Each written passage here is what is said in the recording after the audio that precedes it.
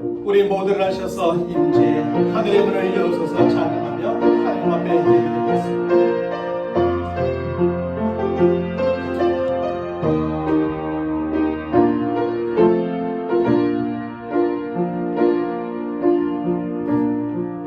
하늘의 문을 여소서 이곳을 주목하소서 주를 향한 노래가 꺼지지 않으니 하늘을 열고소서 이곳에 임재하소서 주님을 기다립니다. 기도의 향기가 하늘에 닿으니 주여 임재하여 주소서. 이곳에 오셔서 이곳에 앉으소서. 이곳에서 드리는 예배를 받으소서. 주님의 이름만이 오직 주의 이름만 이곳에 있습니다. 이곳에 오셔서 이곳에 앉으소서. 이곳에서 드리는 예배를 받으소서. 주님의 이름만이 우리 주의 이름만 이곳에 있습니다.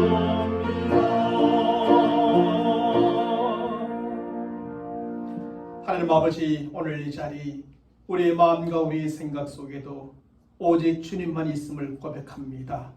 다른 모든 것을 지워버리고 뒤로 하고 오직 주님만을 바라보며 예배하며 찬송하며 섬길 때에 하늘의 하나님께서 임재하시는 우리 예배의 시간 하나님께서 은혜 베푸시고 도와주시고 우리의 모든 간절한 기도에 응답해 주시는 예배가 되게 역사하여 주옵소서.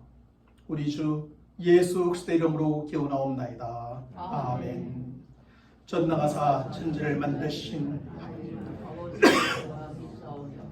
그 외아들 우리 주 예수 그리스도를 믿사오니 이는 성령으로 잉태하사 동정녀 마리아에게 나시고 본디오 빌라도에게 고난을 받으사 십자가에 못 박혀 죽으시고 장사한 지 사흘 만에 죽은 자 가운데서 다시 살아나시며 하늘에 오르사 전능하신 하나님 우편에 앉아 계시다가 저리로서 산자와 죽은 자를 심판하러 오시리라.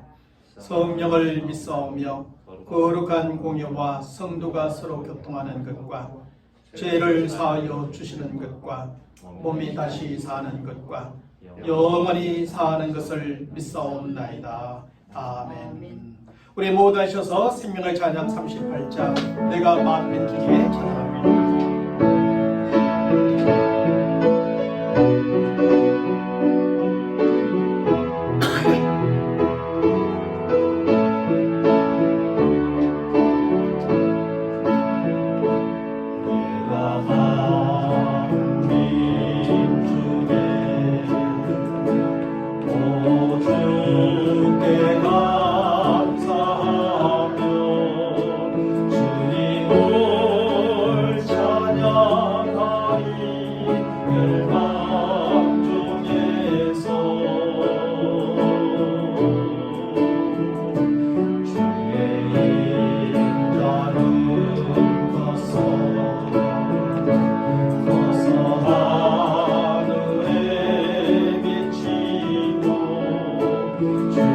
주의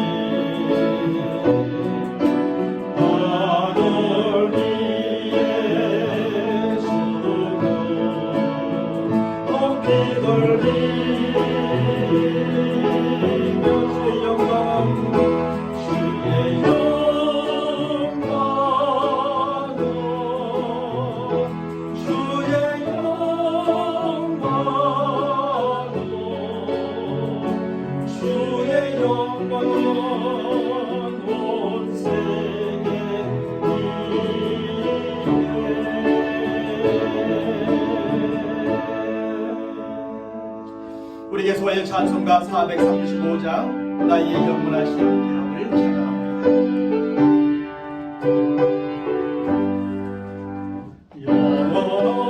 영원하신 기억 생명 끊어지어도 나의 갈 길 가다도록 나와 동행 하소서. 주께로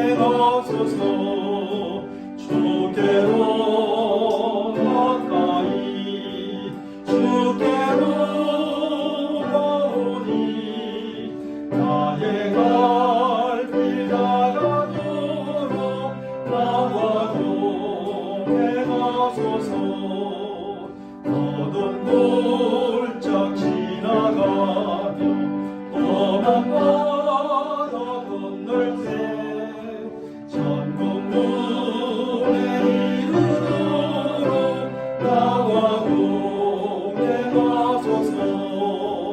주께로 가까이 주께로 가오니 나의 갈 길 가다도록 나와 동행하소서.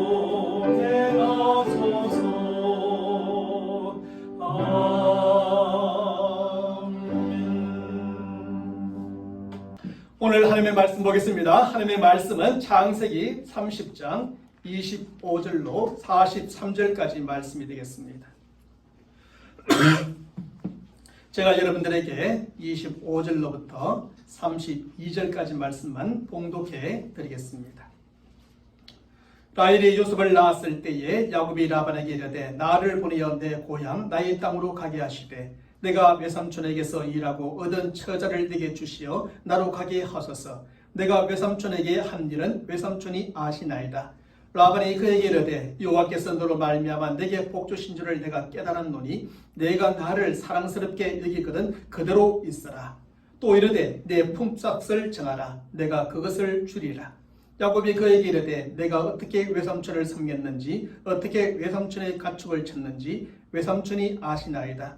내가 오기 전에는 외삼촌의 소유가 적더니 번성하여 때를 이루었으니 내 발이 이르는 곳마다 여호와께서 외삼촌에게 복을 주셨나이다. 그러나 나는 언제나 내 집을 세우리이까. 라반이 이르되 내가 무엇으로 내게 주랴. 야곱이 이르되 외삼촌께서 내게 아무것도 주시지 않아도 나를 위하여 이 일을 행하시면 내가 다시 외삼촌의 양떼를 먹이고 지키리이다. 오늘 내가 외삼촌의 양떼에 두루 다니며 그 양 중에 아롱진 것과 점 있는 것과 검은 것을 가려내며 또 염소 중에 점 있는 것과 아롱진 것을 가려내리니 이 같은 것이 내 품삯이 되리이다. 아멘. 독일의 정신 분석학자요 사회학자인 에리 프롬은 소유냐 존재냐라는 제목의 유명한 저서를 남기게 됩니다. 그 책에서 그는 삶의 양식을 크게 소유 양식과 존재 양식으로 구분하여 설명해 주고 있습니다. 먼저 현대의 발달한 산업사회는 끊임없는 생산과 끊임없는 소비를 통해 더 많은 물질을 소유하는 데 집착하는 소유 양식을 가진 사회라고 정의를 내리고 있습니다. 그리고 이런 사회 속에서 인간은 존재를 상실하고 물질의 노예로 전락하여 살아가고 있다는 것입니다. 따라서 사람이 그 소유 양식을 버리지 않는 한 인류 사회의 미래는 종말의 대파국을 맞이하게 될 것이라고 강력하게 이 책에서 경고해주고 있는 것입니다. 에리 프롬에 의하면 현대 산업사회의 문제는 근본적으로 소유에 집착하는 삶의 방식에 있다는 말입니다. 왜냐하면 현대 산업사회는 그가 무엇을 갖고 있는지를 가지고 사람들을 주로 평가하기 때문이라는 것이지요. 어떤 능력과 경력을 갖고 있는지, 어떤 성장 배경과 환경을 갖고 있는지, 몇 평짜리 집을 갖고 있는지, 그리고 어떤 자동차를 갖고 있는지 등으로 사람들을 평가한다는 것입니다. 이처럼 소유에 집착하는 삶의 방식에는 더 많이 갖는 것이 더 나은 인간으로 평가를 받는 지름길로 여겨지게 됩니다. 그래서 사람들은 어떻게 합니까? 더 많은 것을 갖기 위해서 노력을 하게 되는 것이죠. 사회가, 사람들이 이런 사람을 요구하기 때문입니다. 그리고 그 목적은 사용하기 위해서가 아니라 바로 평가받고 인정받기 위해서 그렇게 한다는 것입니다. 과시적 소비라는 말이 있습니다. 과시적 소비. 이 말처럼 사람들은 꼭 필요해서가 아니라 자신이 대단한 사람임을 과시하기 위해서 큰 집에 살고 좋은 차를 몰고 유명 메이커의 옷과 신발을 입고 신는다는 것입니다. 물론 좋은 것이 좋을 수 있지만 어떤 사람들 중에는 과시하기 위해서 가시욕에 빠져서 이렇게 한다는 것입니다. 하지만 사람이 많이 소유한다고 반드시 더욱더 행복해지는 것은 결코 아닙니다. 그럴수록 오히려 더 불행해질 수가 있는 것이지요. 우리 주변에도 미친 듯이 달려가 성공을 거머쥔 후에 오히려 더 불행해진 경우들이 얼마든지 있음을 보기도 합니다. 내가 이만큼 벌면, 이만큼 쌓아두면, 이만큼 획득하면 나는 행복해질 것이라 생각했는데 오히려 더 불행해지는 불행한 삶을 사는 일들이 많이 있습니다. 왜냐하면 아무리 많이 가졌다 할지라도 그것이 언제까지나 자신의 것으로 남는 것이 아닐 수 있기 때문입니다. 갖고 있는 모든 것은 언제든지 잃을 수 있기에 갖고 있는 것이 많을수록 더욱더 불안할 수밖에 없는 것입니다. 가진 것이 적은 사람은 잃을 것도 적기 때문에 덜 불안합니다. 하지만 가진 것이 많은 사람은 많기 때문에 많이 잃어버렸기 때문에 더 불안해하며 살 수밖에 없는 것이죠. 또한 성취한 사회적 지위도 언제까지나 자신의 것이 아니기 때문에 그것도 언제든지 빼앗길 수 있는 것입니다. 그래서 사람들은 애써 얻은 소유와 성취한 사회적 지위를 지키기 위해서 이젠 이 중독자가 되어지는 것입니다. 내가 지금까지 일해서 이만큼의 지위를 얻고 이만큼 높은 자리에 앉게 되었는데 이제 그것을 빼앗기지 않게 해서 더 열심히, 더 많이, 더 애써서 일할 수밖에 없고 그러다 보니 이 중독자에 빠져서 오히려 일은 하는데 가정도 다른 사람의 관계도 모두 깨어지고 마는 것입니다. 그 무엇보다 자신의 존재를 잃어버리고 결국 모든 것을 잃어버리는 자기 모순에 빠져버리고 마는 것입니다. 그렇게 열심히 일하는데 나중에는 그런 질문이 생깁니까? 나는 도대체 무엇인가? 나는 무엇을 위해서 이 일을 하는가? 나는 왜 이렇게 살아왔는가? 자신의 존재와 자신이 그동안 했던 모든 것에 대한 일들의 부정함이 생기고, 그러다 보면 결국 자신이 얻고자 했던 것뿐 아니라 그 외의 다른 것들까지 다 잃어버리게 되는 것입니다. 사랑하는 성도 여러분, 사람이란 이처럼 소유에 집착하는 삶의 방식에 의해서는 결코 행복해질 수가 없다는 것이 에리 프롬의 결론입니다. 그래서 그는 사람이 진정으로 행복해지려면 소유가 아니라 자신의 존재에 집착해야 된다고 말해줍니다. 집착이란 말이 좀 부정적이지만 존재를 추구하고 존재의 우선순위를 두고 존재의 의미를 두고 살아가야 한다는 뜻입니다. 그리고 이것이 바로 인류의 대파국을 막는 길이라고 제시해 주고 있습니다. 다시 말하면 모든 사물을 소유의 대상에서 존재의 대상으로 변화시켜 봐야 한다는 겁니다. 그렇다고 소유 자체가 잘못되었다거나 소유를 죄로 여기지는 않습니다. 그것은 소유를 모든 가치의 기준으로 삼거나 궁극적인 목적으로 삼고 살아가서는 안 된다는 것을 경고해 주는 것입니다. 그런데 오늘 본문의 말씀에서 우리는 존재 양식보다 소유 양식에 빠져 있었던 야곱의 모습을 또한 발견하게 됩니다. 그는 자신의 존재를 추구하는 삶이 아니라 소유에 집착하는 삶을 살아가고 있었습니다. 우리가 이런 사실을 어떻게 확인할 수 있을까요? 그리고 이렇게 소유에 집착하였던 야곱은 과연 어떤 삶을 살아가게 됩니까? 저는 세 가지로 정리해 보았는데요. 첫째로 그는 마땅히 있어야 할 곳에 있지 않게 되었습니다. 어떤 사람의 행동이나 일에는 보통 드러난 원인과 목적이 있고 또한 숨겨진 원인과 목적이 있기도 합니다. 이런 사실은 야곱의 삼촌 라반의 집으로 오게 된 상황 속에서도 잘 드러나고 있는 것이지요. 야곱이 하란에 있는 삼촌의 집으로 오게 된 것이 겉으로 볼 때는 아버지와 형을 속인 것 때문이요, 형제가 서로 죽고 죽이는 가정의 비극을 막기 위한 것이었습니다. 하지만 그곳에는 숨겨진 원인과 목적이 또한 분명히 있었지요. 그것은 바로 야곱이 결혼할 때가 되었기 때문이요, 결혼을 통해 그의 가정을 이루도록 하기 위한 것이었습니다. 이런 사실은 아버지 이삭이 야곱을 하란에 있는 삼촌의 집으로 보낼 때 당부하였던 창세기 28장 1절로 4절의 말씀에 잘 드러나 있습니다. 특별히 2절의 말씀은 내 외삼촌 라반의 딸들 중에서 아내를 맞이하라는 당부를 해주고 있는 것을 보게 됩니다. 이처럼 야곱이 삼촌 라반의 집으로 오게 된 상황을 보면 드러난 원인과 목적이 있고 동시에 숨겨진 원인과 목적이 있습니다. 그리고 야곱은 그가 삼촌 라반의 집으로 오게 된 그 숨겨진 원인과 목적대로 4명의 처첩과 11명의 아들을 낳음으로 그의 가정을 이루게 되었습니다.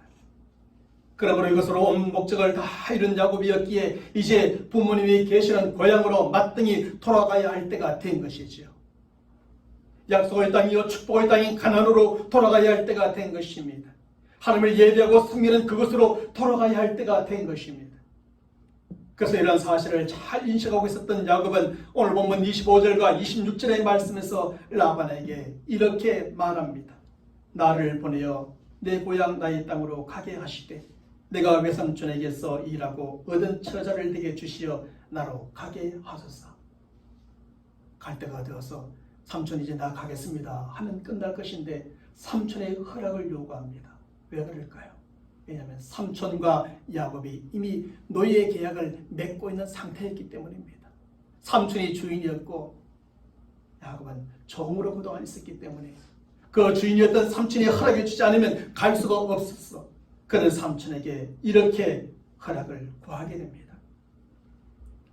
이처럼 야곱은 그가 삼촌의 집으로 오게 된 목적을 모두 다 이루었고 따라서 이제 그의 고향 그의 땅으로 돌아가야 할 때가 되었음을 잘 인식하고 있었다는 말입니다. 그럼에도 불구하고 오늘 본문의 말씀을 보면 야곱은 그의 고향 그의 땅으로 즉시 돌아가지 않습니다. 왜냐하면 야곱에게는 더 많은 소유에 대한 집착, 더 많은 재물에 대한 집착이 있었기 때문이었습니다. 외삼촌 집에서 일하고는 처자로 만족하지 못하고 좀 더 많은 재물, 좀 더 많은 소유를 갖고 싶었던 마음이 있었던 겁니다. 그래서 야곱은 이제 나의 고향 나의 땅으로 돌아가야 한다고 하면서도 오늘 본문 26절의 말씀에서는 이렇게 말합니다. 내가 외삼촌에게 한 일은 외삼촌이 아시나이다 라고 말입니다. 여기에서 성경은 이곳을 떠나기 전에 야곱이 그의 삼촌을 위해 수고한 수고를 알아주기를 원했고 그 수고에 대한 보상을 삼촌이 좀 해주기를 바라는 마음이 있었음을 암시해 줍니다.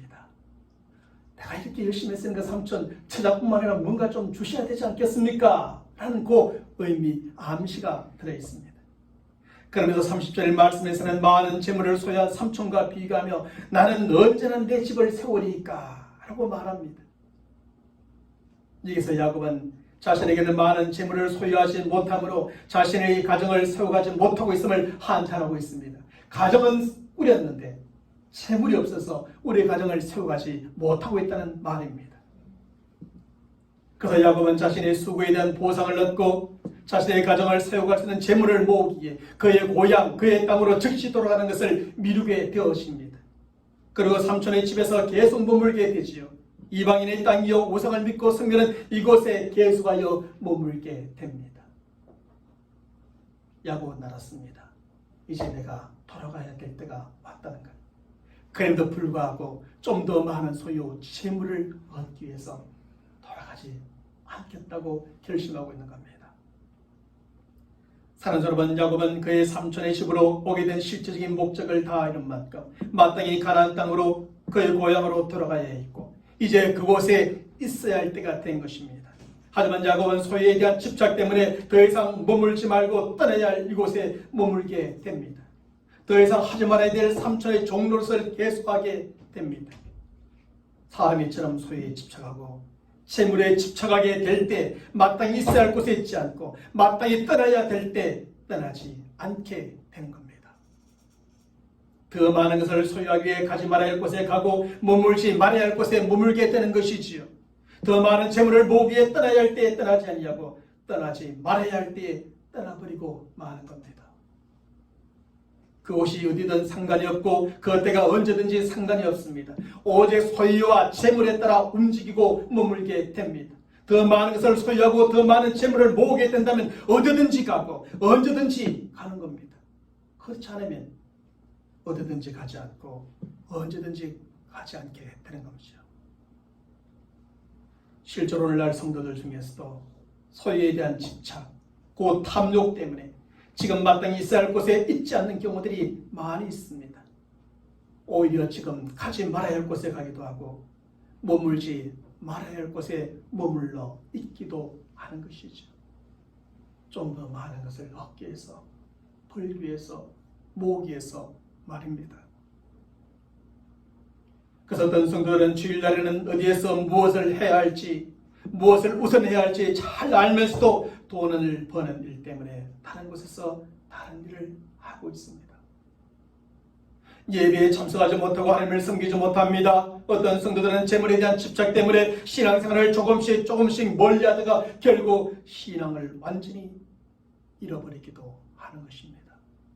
처음에는 이번 주만, 이번 한 달만, 1년만 하지만 그것이 이번 주만으로 끝나지 않고 한 달로 끝나지 않고 1년으로 끝나지 않고 신앙에서 완전히 멀어지는 계기가 되어지기도 하는 것입니다. 왜냐하면 뭔가를 더 갖고자 하는 그 탐욕은 결코 만족이 없기 때문입니다. 요만큼 가지면 조금 더 가져야 되고요.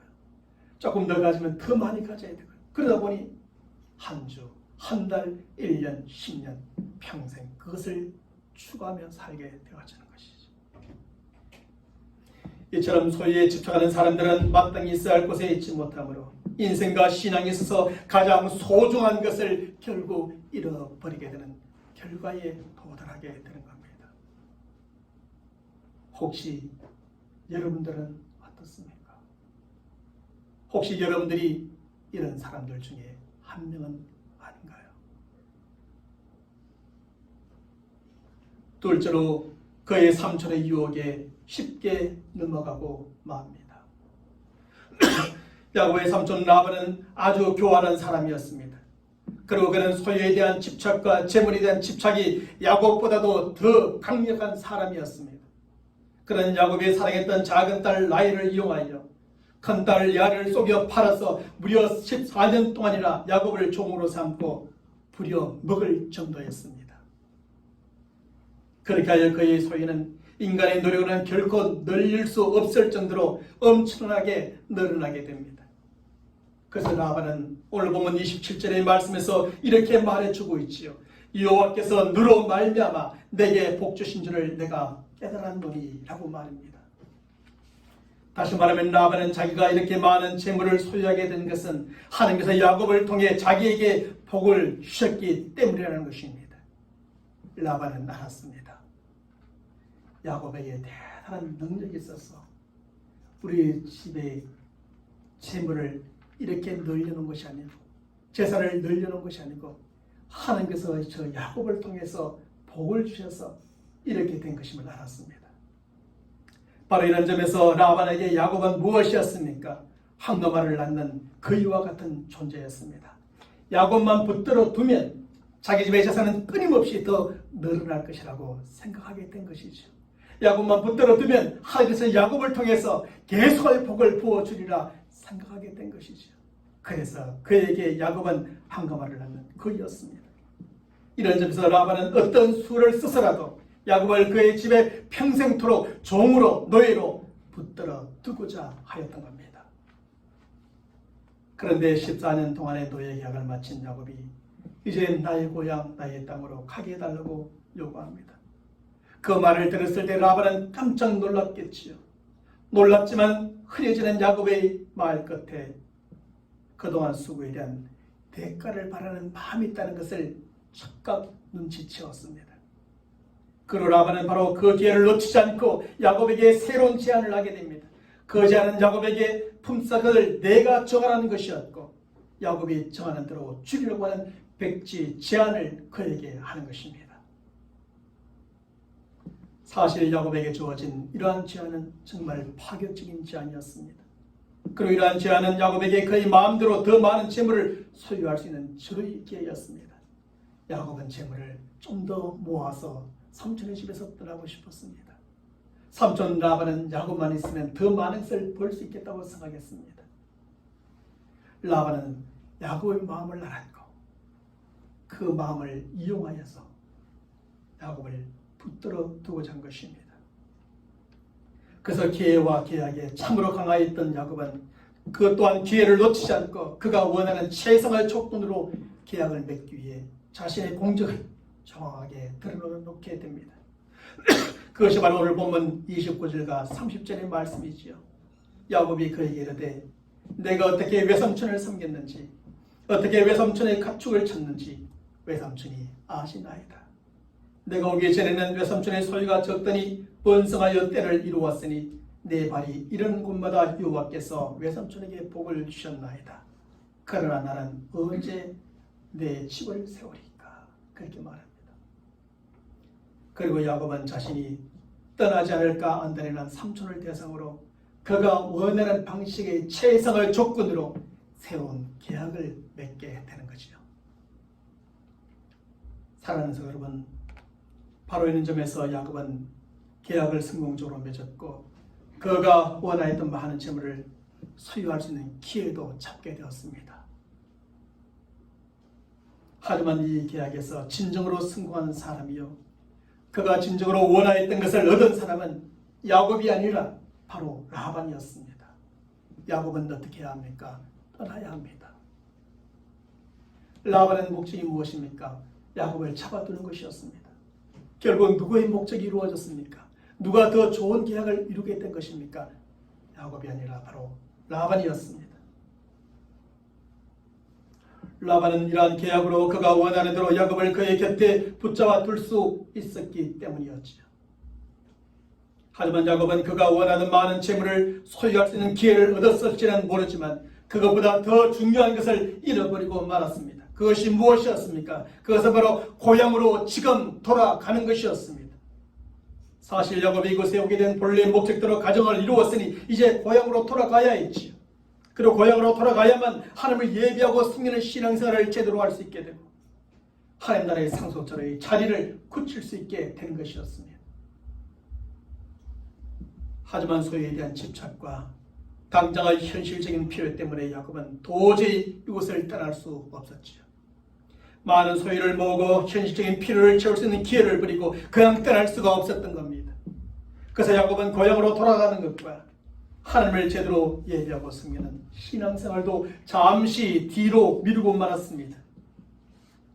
결국 야곱은 그의 소유에 대한 집착 때문에 삼촌의 유혹에 넘어가고 만 것입니다. 또 한 번 쏟고 만 겁니다.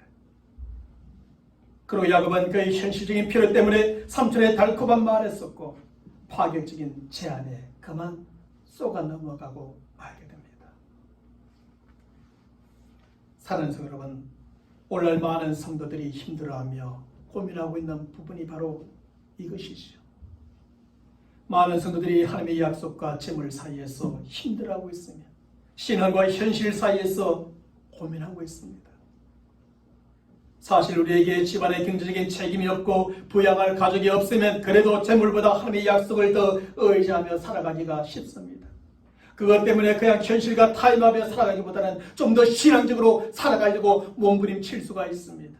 하지만 우리에게 집안의 경제적인 책임이 부여되어지고 부양해야 될 처자식과 가족들이 많아지면 이 생각은 좀 달라지게 됩니다. 하나님의 약속을 의지하며 살아간다는 것이나 좀 더 신앙적으로 살아간다는 것이 결코 쉽지만은 않지요. 현실이 그렇다고 하고 말하면서 말입니다. 그래서 이러한 경우에 재물에 집착하는 성도들은 사람의 유혹에 쉽게 쏟고 현실적인 필요와 적당히 타협하며 살아가게 되는 겁니다. 하지만 재물보다 하나님의 약속과 신앙을 추구하는 성도들은 사람의 유혹에 쉽게 쏘가 넘어가지 않게 되지요. 현실인 필요와 적당히 타협하지 않게 되는 것입니다. 바로 이러한 점에서 재물과 현실은 우리의 믿음과 신앙을 측정하는 시금석이 된다는 사실을 깨닫게 됩니다. 재물이냐, 믿음이냐, 현실이냐, 신앙이냐, 그 사이에서 우리가 무엇을 선택하며 살아가는가를 보면 그 사람의 믿음과 신앙이 어떤지를 알 수 있게 되는 겁니다. 사랑하는 성도 여러분, 만일 여러분이 야곱처럼 라반의 이러한 제안을 받았다면 여러분은 과연 어떤 결정을 내렸을까요? 삼촌, 그래도 나는 내 고향으로 돌아가야 해. 아버지 어머니가 계신 곳으로 돌아가야 해.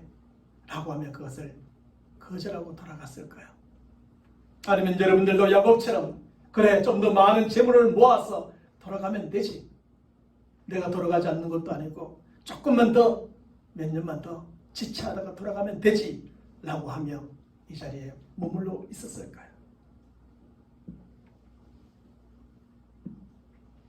엄청난 재물을 얻을 수 있는 라반의 제안을 뿌리치고 하나님의 말씀과 신앙을 따라 그곳을 떠났을까?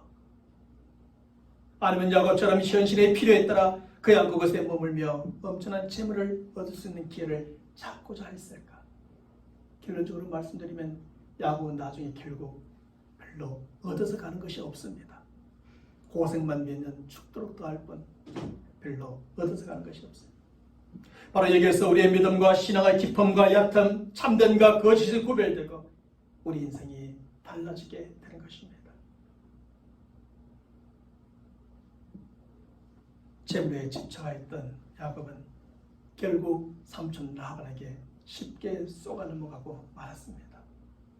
우리 또한 재물에 집착하게 되면 결국 세상 사람들에게 쉽게 쏘가 넘어가게 되고, 그래서 우리 인생은 정말 하나님께서 원하시는 그 길보다는 비껴진 길로 걸어갈 수밖에 없어지는 겁니다. 마지막 세 번째로 온갖 방법을 다 동원하여 재물을 모으게 됩니다.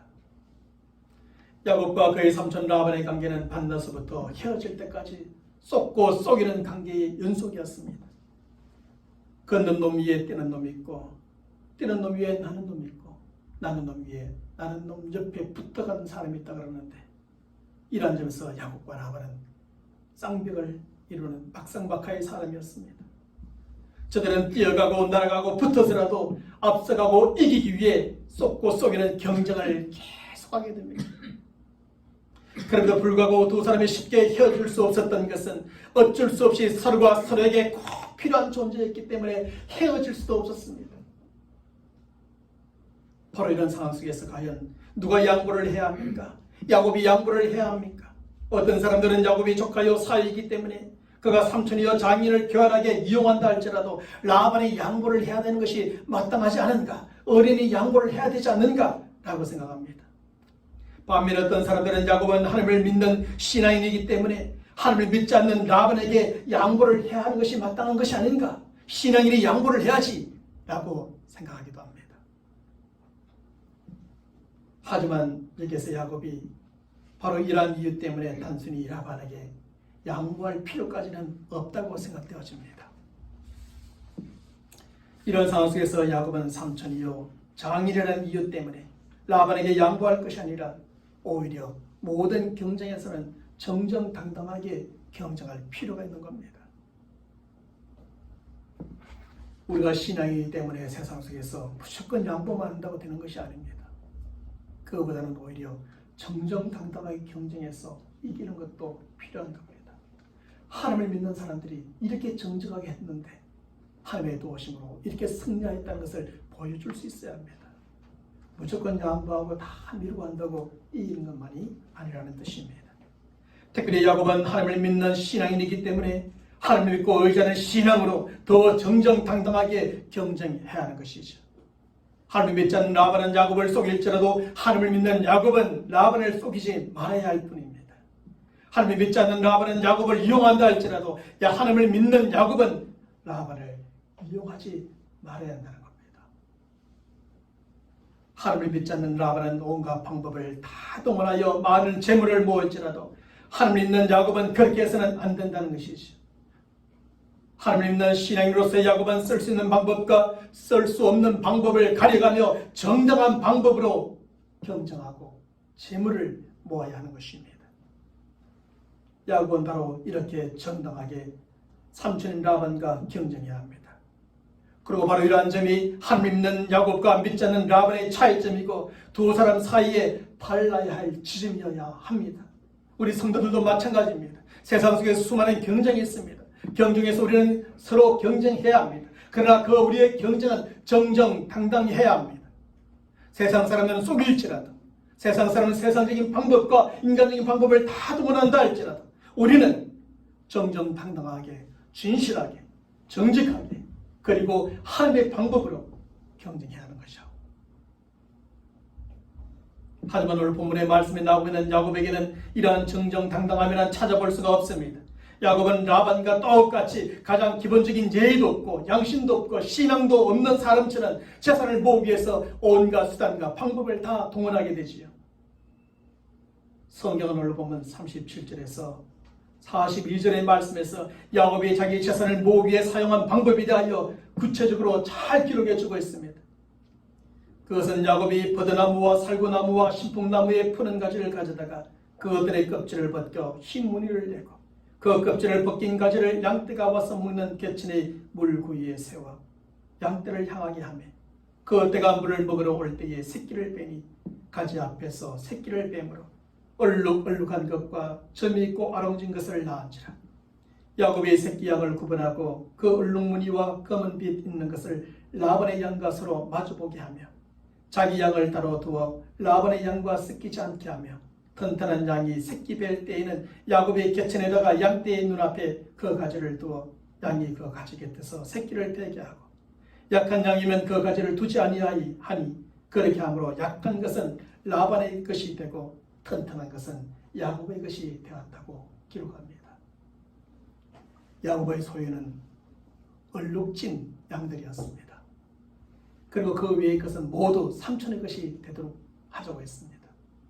그 당시만 해도 얼룩진 것이 적었으니 삼촌은 당연히 그 제안을 받아들여서 그렇게 하자고 대답했겠죠. 그런데 야곱은 머리를 쓰기 시작합니다. 잔머리를 굴리기 시작합니다. 어떻게 하면 얼룩진 양이 더 많이 나오게 할까?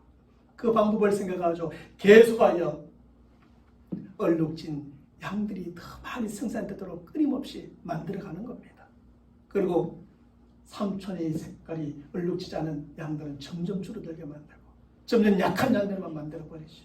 그러니까 더욱더 얼룩진 양들은 많이 생산되어지고 약해진 삼촌의 양들은 점점 줄어들게 됩니다. 사실 야곱에게는 양에 대한 두 가지의 특별한 지식이 있었던 것 같습니다.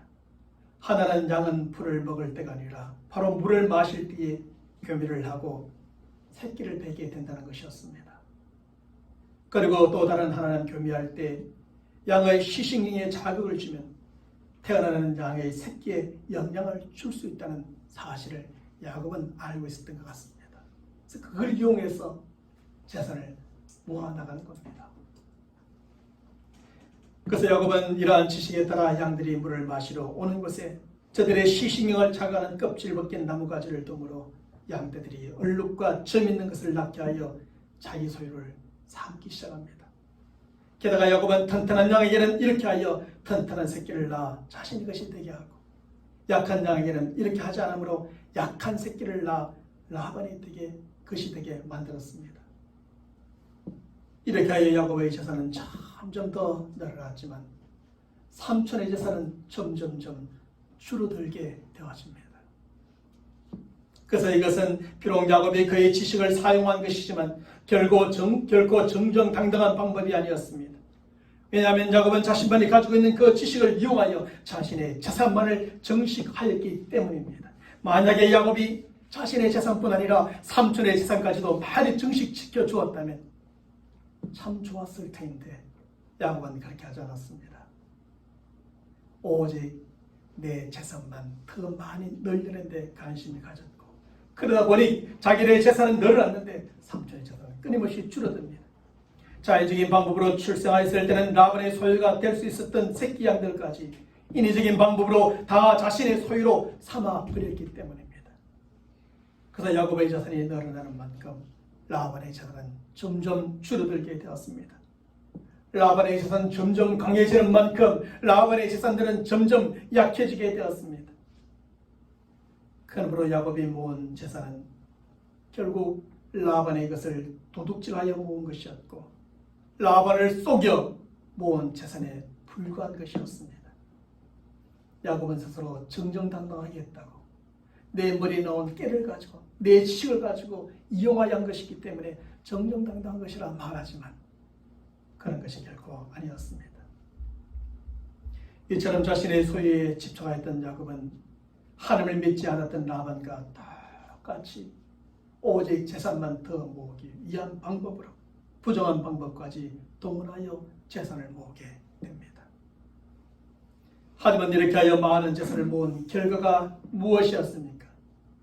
그 재산으로 말미암아 야곱은 라반의 아들들과 크게 다투게 되었고 삼촌의 집을 도망치고 쫓겨나듯이 떠나야만 하게 됩니다. 삼촌 라반의 아들들이 그걸 다 보고 다 알고 있었던 겁니다. 제가 재산이 저렇게 늘어난 이유를 말입니다. 이렇게 속이고 저렇게 속이고 이런 깨를 쓰고 저런 깨를 써서 자기 재산은 늘리고 아버지의 재산은 끊임없이 줄어들어갔던 것이죠. 그리고 야곱은 그동안 그를 보살펴준 삼촌이요 장인을 잃고 가까운 친척인 사촌들과 원수가 되어 이곳에서 또다시 도망자의 신세가 되어버립니다.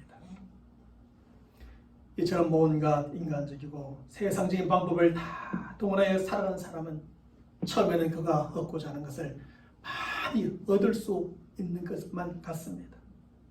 하지만 결국 가족을 잃고 친구도 잃고 동료도 잃고 좋은 사람들까지 잃으며 모든 것을 다 잃어버리게 되는 것입니다. 재물에 대한 집착이란 그렇습니다. 처음 집착하여 할 때는 괜찮은 것 같습니다. 많이 모아질 것 같습니다. 그러나 결과가 좋지 않게 되어집니다. 사랑하는 여러분, 소유에 집착하는 사람의 삶은 결국 이렇게 끝이 나게 됩니다. 마땅히 있어야 할 곳에 있지 못하게 됩니다. 사람들의 유혹에 쉽게 넘어가 버리고 맙니다. 결국 모든 사람을 잃고 원수가 되어 도망자여 외톨이의 신세가 되어버리고 마는 겁니다. 그래서 많은 경우에 많은 재산을 모은 사람들 치고 좋은 친구 많은 사람 별로 없습니다.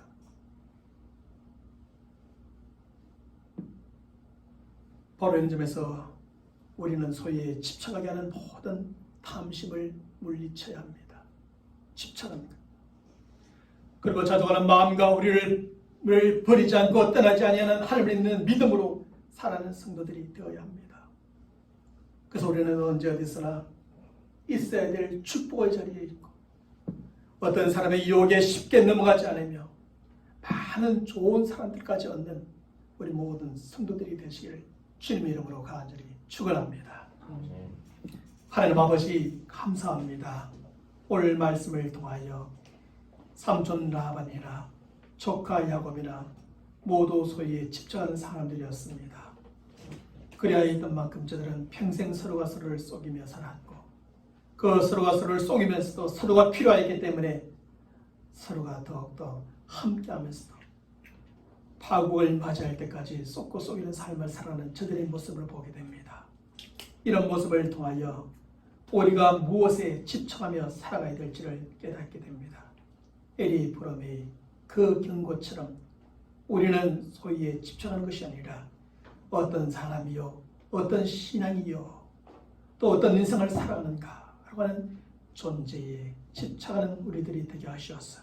마땅한 삶을 살게 하시고 마땅한 삶을 사는 자에게 주어지는 하늘의 축복과 마땅한 복을 누리며 사는 우리 모든 믿음의 사람들이 되게 도와주시옵소서. 소유에 집착하여 잊지 말아야 할 곳에 있는 어리석은 성도들이 되지 않게 하시고 사람들의 유혹에 쉽게 넘어가는 바보스러운 성도가 되지 않게 하시고 모든 사람을 잃어버리는 어리석은 외톨이가 되지 않도록 도와주시옵소서. 우리 주 예수 그리스도의 이름으로 간절히 기도하옵나이다. 아멘. 우리 서로 인사합시다. 소유에 집착하지 맙시다. 우리 모두 하셔서 생명의 찬양 16장 찬양합니다. 나 가진 재물이 없습니다.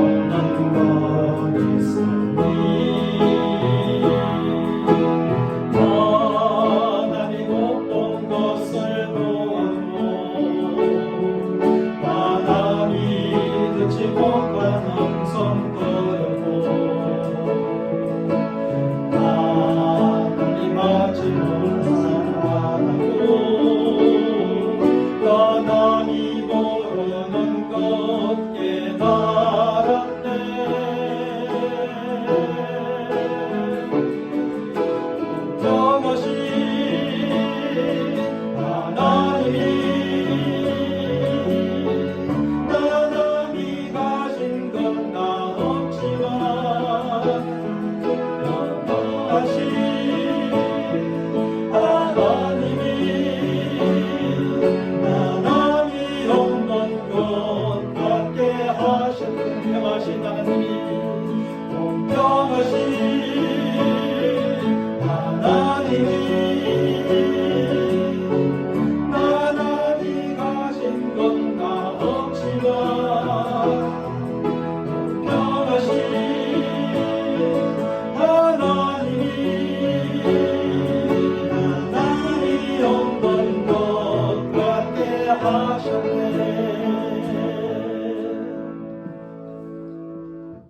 지금은 우리 주 예수 그리스도의 은혜와 하나님 아버지의 무한하신 사랑하심과 성령님의 충만하심과 역사하심과 지켜 보호하심이 오늘도 주의 말씀을 듣고 세상 가운데 살아가며 소유에 대한 집착을 버림으로 우리가 있어야 될 곳에 있고 아무에게나 속임을 당하지 아니하며 또 모든 좋은 사람들과 함께 평화롭게 살아가기로 다짐하는 하나님의 택한 백성들의 무리 위에 한 주간 시작되어지는 저들의 삶의 모든 일들 가운데 지금부터 영원토록 함께 있을지어다.